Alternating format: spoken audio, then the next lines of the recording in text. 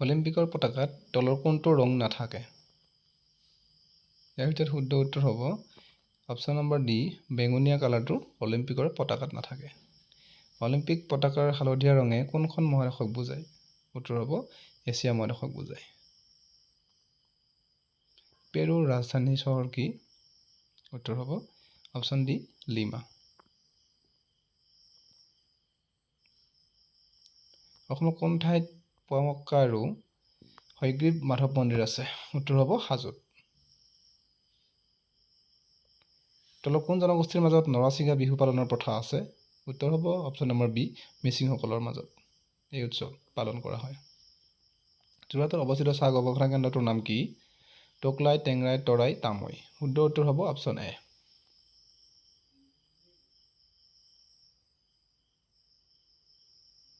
মহম্মদ আদিল শ্বাহৰ সমাধি